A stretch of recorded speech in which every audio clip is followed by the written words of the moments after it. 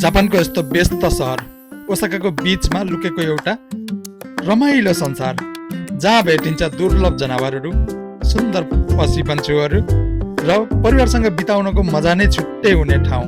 आज हामी पुगिसकेका छौँ ओसाका जू, जो कि 111 वर्ष पुरानो ऐतिहासिक जू हो। आज हामी यसको भ्रमण गर्नेछौँ र तपाईहरुलाई पूरा जानकारी यही भिडियो मार्फत दिनेछु। मेरो च्यानलमा नयाँ हुनुहुन्छ भने प्लिज सब्स्क्राइब गर्नु होला। आउनुहोस् भिडियो सुरु गरौँ। Hello guys, welcome to back my another vlog. आज चाहिँ हामीहरू ओसाकाको तेन्नोजी जूमा छौँ होइन। यो जू फेरि एकदमै ऐतिहासिक जू, जुन कि 100 वर्ष पुरानो जापानमा होइन। यो चाहिँ सन् 1915मा इस्टाब्लिस्ड भएको थियो भनिसकेपछि लगभग 111 वर्ष यसले मनाइसकेको छ। यो चाहिँ जापानको एकदमै पुरानो जू हो। आज चाहिँ हामी पहिलोचोटि आइरहेछौँ होइन। यहाँभित्र चाहिँ कस्तो छ भनेर अब हामी हेर्न जान्ला। यहाँको टिकटहरू कतिको छ। हामी चाहिँ अहिले टिकट काउन्टरमा छौँ। यहाँ अगाडिपट्टि टिकट काउन्टर छ होइन। टिकटको लागि लाइन लगाएको देखिरहनु भयो। अब यहाँ टिकट कति लाग्छ हेरौँ है त। ल आउनुहोस् टिकट काटौँ पहिला। यहाँ चाहिँ अब टिकट काट्ने लाइनमा छ। हामी लाइनमा आइसक्यौँ होइन। यहाँबाट टिकट काट्छौँ। कति रहेछ टिकट हेरौँ।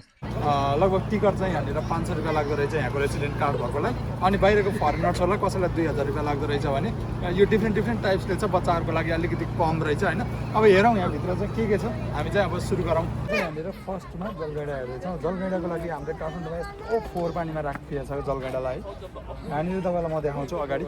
ल यहाँ हेर्नुहोस् कि जलगैँडाको लागि यति सफा पानी छ।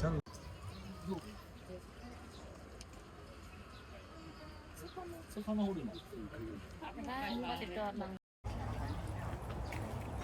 हामी चाहिँ अगाडि जाँदैछौँ। अगाडि के छ भनेर माथि जाउँ। यतापट्टि चाहिँ गैँडा रहेछ। जापानको त गैँडा पनि हेर न, पुरा कालो गैँडा भनेर लेखिरहेको छ यहाँनिर होइन। गैँडा त गोरो छ त।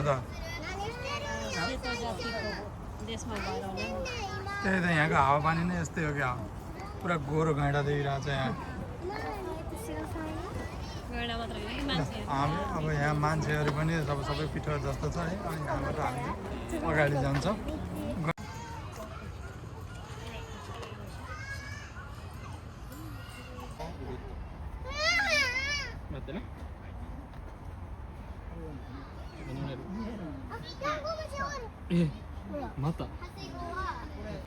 यहाँ चाहिँ देख्नु जानु 3टा जिब्रा रहेछ होइन।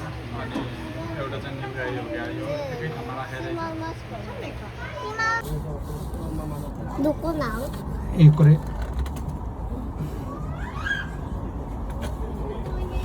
これあいな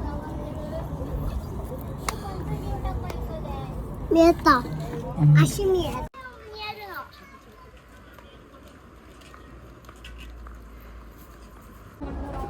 आउन देऊ जसुकै आउनु। हामी चाहिँ अब यहाँबाट भित्र गुफा छिरे जस्तो लगाउँदैछ अनुभव होइन। अब हामी देख्न सकेको बनावटी कस्तो राम्रो तरिकाले बनाइरहेको छ यहाँ। दुईवटा रहेछ भालेपत्ती होला सायद। अलिकति पातलो रहेछ, त्यस्तो चाहिँ छैन जस्तो हामीले टिभीमा देखिन्छ यहाँ त्यस्तो चाहिँ छैन। भर्खरै बच्चाहरूलाई हेरेर सायद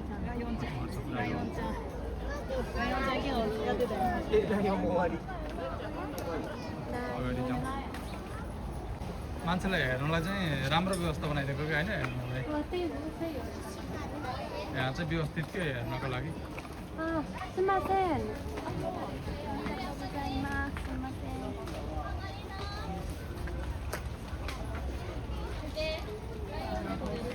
मान्छेहरू चाहिँ भिडभाडकै हुँदो रहेछ। अहिले करिब लास्ट टाइम जस्तो अहिले 4:30 बजिसक्यो होइन। 4:30 बजे पनि मान्छेहरूको भिडभाडका चाहिँ छ। अब हामी यहाँबाट सर्व एकचोटि घुम्छौँ। हामीले चाहिँ गैँडा देख्यो, सिंह देख्यो, अनि त्यहाँ जलगैँडा देख्यो होइन। अगाडि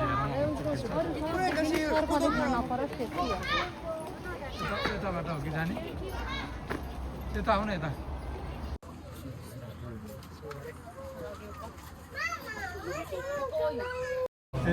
मेरो बुढीको हालत। ज्याक्वारलाई भालु भन्दै छ यहाँ। ज्याक्वार रहेछ।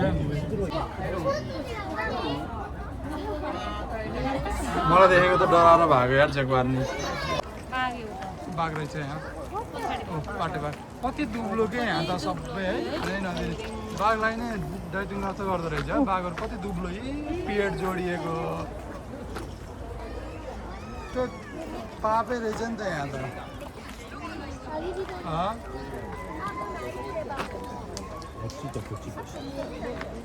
हाम्रोमा त कत्रो मोटो मोटो हुन्छ बाघ त नेपालमा त यति मोटो मोटो बाघहरू छ यस्तो अड्कलेर त्यो बाघको बिचरा त्यो पेटै घाँटी जोडिएको रहेछ यहाँभित्र पुरा गना खाँदै ఎంత కత్రో హ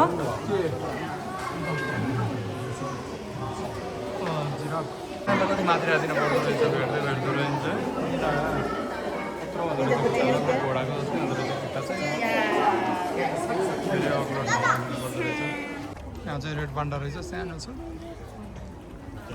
पान्डा चाहिँ ठुलो भयो भने मजा आउँछ लगाइ चाहिँ यहाँको चाहिँ अफ हुने बेला भयो बन्द हुने बेला भयो 5 बजे बन्द हुने हो होइन अलिकति ढिलो नै भयो यहाँ आइसकेपछि त्यो अलिअलि चिजहरू मात्रै रहेछ तर यिनीहरूले चाहिँ कस्तो भन्दा राख्नलाई चाहिँ सबै कुरा राखेको होइन केयर चाहिँ राम्रोसँग केयर गरेर हिँड्छ तपाईँले देख्नुभयो जस्तो बाघको पनि पेट जोडिएको थियो होइन सिंह पनि एकदमै पातालो थियो एउटा यहाँनिर राम्रो तरिकाले म्यानेजमेन्टमा एकदमै राम्रो लाग्यो भनेको जलगैँडालाई चाहिँ पानी एकदमै सफा अनि राम्रो तरिकाले माछाहरू खेल्ने हिसाबले जलगैँडा चाहिँ एकदमै राम्रो तरिकाले राखेको होइन अरू चिजहरूलाई चाहिँ बस्नलाई चाहिँ बसेको अब राख्नलाई चाहिँ राखेको तर पनि त्यसलाई केयर नपुगेको जस्तो मासुहरूको अब यिनीहरूले चाहिँ कस्तो भन्दा आफैले खाँदाखेरि पनि 250 ग्राम चामल 50 ग्राम सलाद अनि अलिकति मासु त्यसरी अब नापेर खान्छ यिनीहरूले अब जनावरलाई पनि त्यसरी नापेर दिएपछि त अब काँडा हुन्छ त होइन त्यो चाहिँ अब यिनीहरूले